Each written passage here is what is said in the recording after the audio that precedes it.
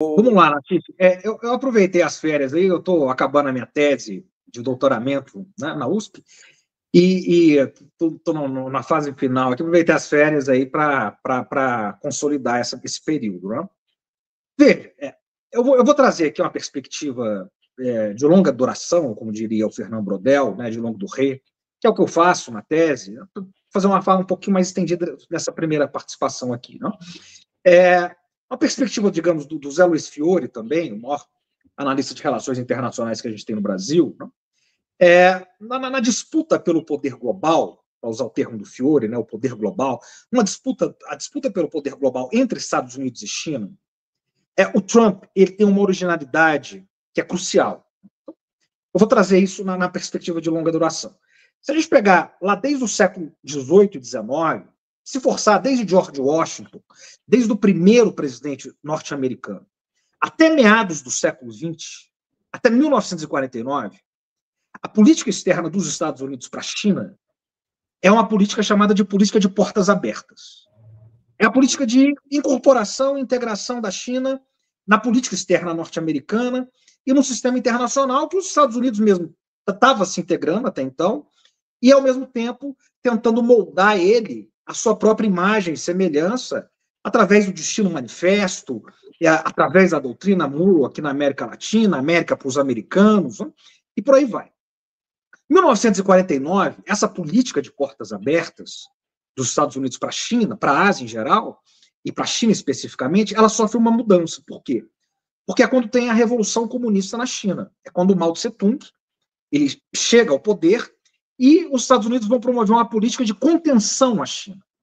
Eles vão romper as relações chinesas e vão promover essa política de contenção com Truman. É contrária, até anteriormente, de Franklin Delano Roosevelt.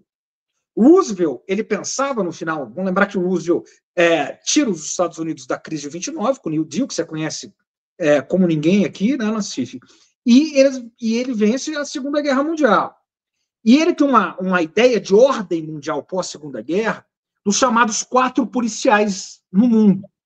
Os 4 policiais são os Estados Unidos, a Inglaterra, de Churchill, a Rússia, de Stalin. Eles se reúnem, esses 3, inclusive, em Alta, né, nos pactos de Alta, em Alta, Potsdam e São Francisco. E o 4º policial seria a China, que depois o Truman elimina. Impressão, sobretudo, do chanceler, né, do primeiro-ministro inglês, britânico, o Churchill, que pressiona para eliminar a China. Fica só os 3, né, que vão fazer esses pactos. Né? Inglaterra, Estados Unidos e União Soviética vão dividir o mundo nesses pactos. Que vai ser a bipolaridade. A China passa a ser uma política de contenção que vai durar durante quase mais de 2 a 3 décadas e que vai ser reformulada depois no contexto da derrota humilhante dos Estados Unidos no Vietnã e do rompimento da União Soviética com a China. Eles se rompem, os Estados Unidos ele é derrotado no Vietnã e os Estados Unidos precisam recuperar o seu espaço na Ásia e a China se vê ameaçada pelas 2 superpotências naquele contexto. É aí que o Kissinger vai surgir com o Nixon para aproximar a China. Em 71 ele faz a primeira missão dele clandestina, ele, Kissinger, para a China. Em 72 ele leva o Nixon, né? 72 e 73 vai ser a primeira viagem, né? Tem um relato muito, muito interessante que ele diz o seguinte, né? No encontro dele com o Chun En-lai, que é o correspondente dele, o ministro de Política Exterior, de Relações Internacionais da China, quando eles acertam a visita do Truman, no ano seguinte, o Chun En-lai diz para ele, né? O Kissinger vai dizer, eu vou abrir aspas para o Chun En-lai, nós vamos dar uma notícia que vai abalar o mundo, que é a visita do Nixon, a primeira visita de um presidente norte-americano à China, e de fato abalou o mundo. Então ali vai ter a política chamada de engajamento. Então você tem a política de portas abertas, contenção e engajamento. Essa política, que começa em 73, ela vai durar até o Trump. Ela vai durar até a eleição de Donald Trump em 2016. O Trump rompe com isso. A partir do momento que ele é eleito, em 2016, ele pratica a partir de 2017, quando ele é eleito, ele muda essa política de engajamento para uma política de guerra comercial à China. É a disputa pelo poder global, que está armada, que vai ser identificada num consenso entre os analistas norte-americanos, os principais analistas norte-americanos, com uma política tardia. Porque, a partir dos anos 2000, esse contexto de competição já estava feito. O governo Bush, ele já faz o Bush pai, ou, desculpa, o Bush filho, dos anos 2000, doutrina Bush. Ele faz essa insinuação. Ele é o primeiro governo a tratar a China não mais como um parceiro estratégico, mas como um competidor estratégico. Mas a doutrina Bush afogou os Estados Unidos no Oriente Médio, na busca pelo petróleo barato, e não conseguiu sair. O Obama tenta fazer o pivô para a Ásia. Você vai lembrar disso? A política externa do Obama e da Hillary era o pivô para a Ásia. Mas eles vêm a Primavera Árabe, que eles estão por trás, vem a guerra na Líbia, a Líbia é o Iraque da Hillary e do Obama, eles se afundam naquela coisa lá e não conseguem fazer o pivô para a Ásia. Então, quem vai fazer isso, de fato e de efeito, e de maneira de uma ruptura mesmo, vai ser o Trump, que vai fazer a ruptura, vai fazer a guerra comercial. Aí eu já fecho aqui. Aí havia uma suspeita se o presidente, depois em seguida, o presidente Joe Biden e Kamala Harris iriam romper com isso e voltar. Não, eles continuam e intensificam essa política, essa guerra, que se torna uma guerra tecnológica, além de uma guerra comercial, e uma guerra moral, do ponto de vista dos democratas e dos direitos humanos. Bom, agora nós voltamos ao Trump, que vai intensificar essa guerra sem limites com relação à China, e a grande originalidade que ele aponta, e eu fecho aqui, Nassif, para esse novo tempo contra a China, é uma reestruturação da chamada doutrina Monroe de 1843. Em 1843, pela primeira vez, a doutrina Monroe foi declarada pelo então presidente Monroe, quando ele diz a América para os americanos. Então, qual é a leitura do Trump agora, e do Marco Rubio, do Peter Navarro, dos seus principais assessores de política externa? Eles olham o seguinte, né? Nós precisamos nos fortalecer contra a China, pressionando de novo aonde nós perdemos influência e que é a nossa principal zona de influência geopolítica, que é a América Latina. E ele está fazendo isso agora. Mas é interessante essa questão dos Estados Unidos. A gente publicou um artigo aí de um especialista americano, ele dizendo o seguinte: assim como Roma, assim como a Inglaterra, o período, assim, você é a potência maior, então você é a mantenedora de todo o seu universo. Você financia aqui, financia ali. Quando você se dá conta de que você não é mais a única lá que tem ameaças, você se fecha.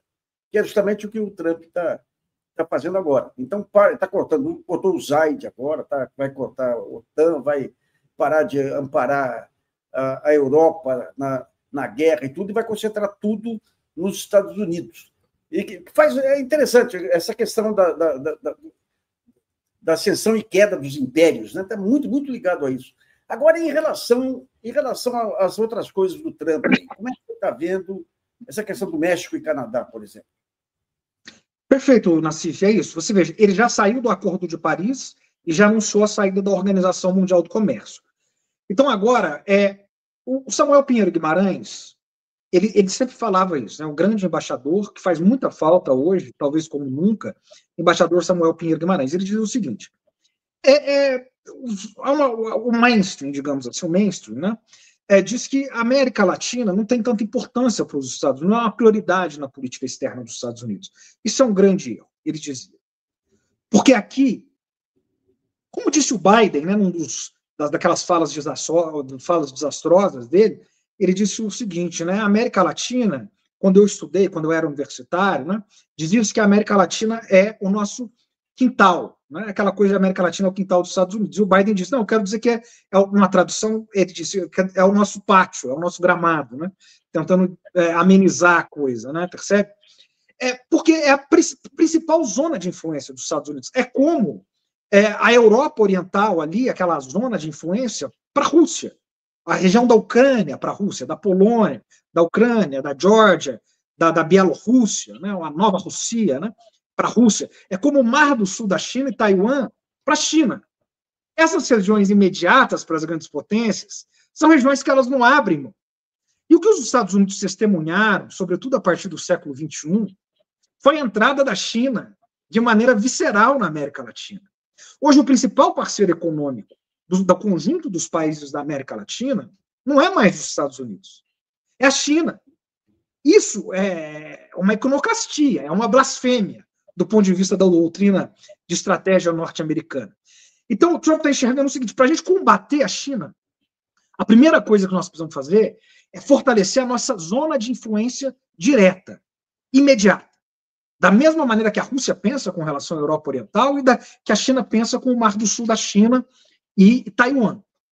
Então, antes disso ainda, vem a América do Norte, que é Canadá e México. Então, veja o movimento dele.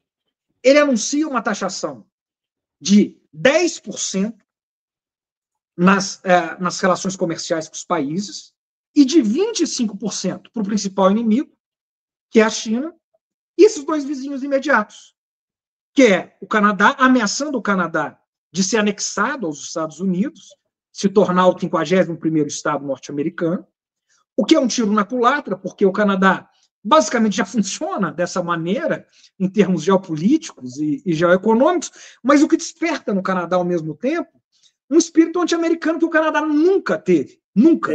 Teve uma partida agora de hóquei aí, que é o esporte mais tradicional do Canadá, em que eles vaiaram um hino norte-americano sendo tocado, e a bandeira norte. Isso é impensável, se você dissesse isso alguns meses atrás, antes do Trump ser eleito. É um estado muito identificado com a cultura norte-americana. É um dos 5 olhos, é um dos Five Eyes, que sempre, digamos, dominaram o sistema internacional, desde a sua concepção, lá em Westfália, em 1648. Então, e ao mesmo tempo, né, a política sobre o México, de 25%, também, com reforço no México da política migratória. O Marco Rubio, veja, Marco Rubio, ministro das Relações Exteriores lá, secretário de Estado, que é a mesma coisa, a sua primeira viagem presidencial, que é uma espécie de signo, de sinal de prioridade que os Estados Unidos vão ter para o mundo, ele viaja para a América Central, para a América Latina, ele vai para Porto Rico, exatamente para pressionar a política migratória, e ao mesmo tempo ele arrancou, agora mesmo, antes aqui do programa, Nassif, ele arrancou de Porto Rico o compromisso de que o país iria, ou vai, né, tarifar acima as transações chinesas pelo canal, vai tirar a influência da China no canal e vai tarifar ali, no canal do Panamá, as transações chinesas. Então, veja, ele está armando o contra-ataque que está só começando. É um contra-ataque brutal contra a China e que, obviamente, né, vai ter a retaliação chinesa, os chineses já estão preparados para isso, mas, veja, o principal movimento é a partir da reconquista da influência direta do poder americano na América Latina.